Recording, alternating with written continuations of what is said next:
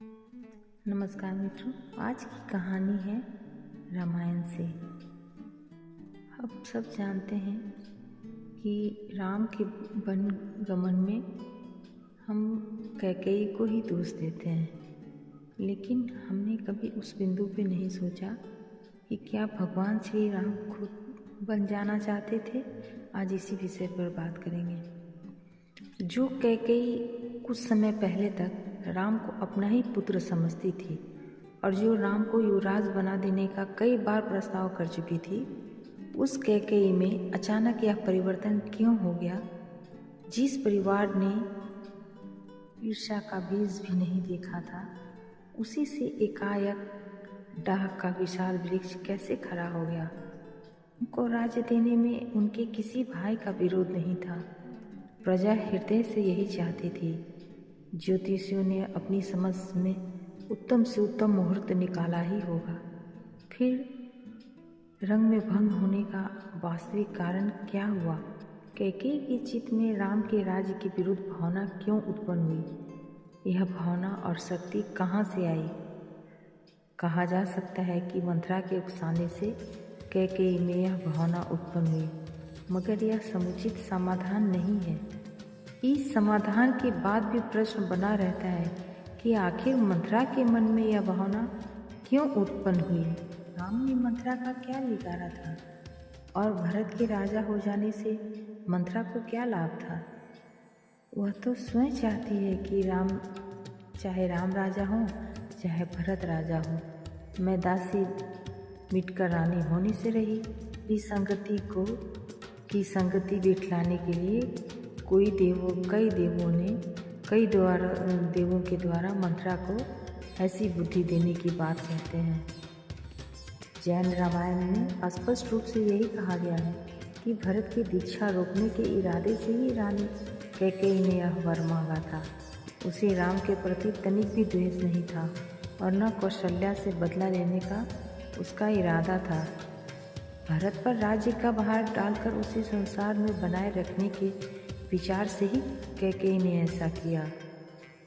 तुलसी रामायण में कैकेयी के चरित्र का जो चित्रण किया गया है, उससे उसकी क्षुद्रता टपकती है, जबकि जैन रामायण के चित्र में उसकी पुत्र वत्सलता एवं पुत्र वियोग की कातरता ही प्रधान दिखलाई देती है।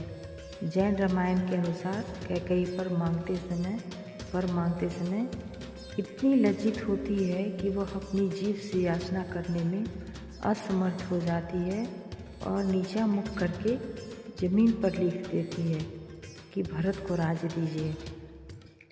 इस प्रकार कैकेयी के दो चित्रों में कुछ भिन्नता होने पर भी मूल बात एक सी है, और वह यह कि कैकेयी ने महाराज दशरथ से भरत के लिए राज्य मांग लिया।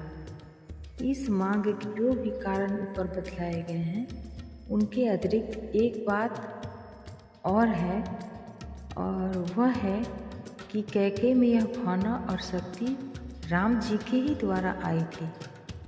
यह पहले कहा जा चुका है कि राम को राज्य रुचिकर नहीं था। तब उन्हें राजाभिषेक का समाचार मिला तो वे उदास हो गए। उनके मित्र जब बधाई देने के लिए उनके पास दौड़े आए तो उन्होंने कहा, संपत्ति और विपत्ति के समय इस प्रकार हर्षाविषाद करना बुद्धिमान को नहीं सोता। यह तो मूर्खों का काम है। बुद्धिमान वही है जो प्रत्येक परिस्थिति में समभाव धारण करता है। अगर आप संपत्ति में हर्ष मानेंगे तो विपत्ति में विषाद भी आपको घेर लेगा। जो संपत्ति को सहज भाव से ग्रहण करता है, वह विपत्ति को भी सहज भाव से ग्रहण करने में समर्थ हो सकता है। उसे विपत्ति की व्यथा छू नहीं सकती। संसार में संपत्ति भी है, विपत्ति भी है। इनमें हर्ष शोक का अनुभव करना सच्चे ज्ञान का फल नहीं है। आगे राम फिर कहने लगे, आप नहीं जानते मेरे जीवन का लक्ष्य क्या है। राज्य करना मेरे जीवन का साध्य नहीं है।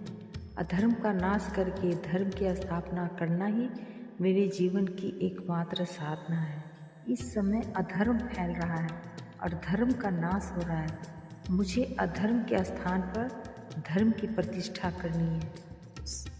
क्या करने के लिए जन्मे हैं और क्या कर रहे हैं। राम के मित्रों ने कहा था, आप राज्य को अपने उद्देश्य में बाधक क्यों समझते हैं। राज्य सत्ता की सहायता से सहज ही सब सुधार किया जा सकता है। तब राम बोले, संसार के उत्थान का कार्य इस प्रकार नहीं होता। जिन प्राचीन महापुरुषों ने यह गुरुतर कार्य किया, उन्होंने प्राप्त राज्य को भी पहले से ठुकरा दिया था कि उन्हें अपने महान उद्देश्य में पूर्ण सफलता मिल सके। राज्य करना कोई बड़ी बात नहीं है, वह तो भरत या लक्ष्मण भी कर सकते हैं। फिर मुझे इस बंधन में डालने की क्या आवश्यकता है। राम की इस बलिवती भावना ने ही अगर कैकेयी के हृदय पर असर किया हो तो क्या आश्चर्य है। राम सोचते, वे अगर मैं राज लेने से इनकार करते हैं तो पिताजी की आज्ञा का उल्लंघन होता है, और राज्य स्वीकारता हूँ तो बड़ा काम रुकता है। अगर कोई ऐसा मार्ग निकल आता कि मुझे राज भी न लेना पड़ता और इनकार भी न करना पड़ता तो कितना अच्छा होता। शायद राम की यही भावना कैकेयी में काम कर रही हो। राम को राज न दिया जाए और भरत को राज दिया जाए, यह बात किसी बड़ी शक्ति द्वारा ही कही जा सकती थी। कैकेयी की मांग के पीछे किसी महान शक्ति का हाथ अवश्य हो सकता है, और यह महान शक्ति अगर स्वयं राम को ही भावना हो तो जरा भी आश्चर्य नहीं।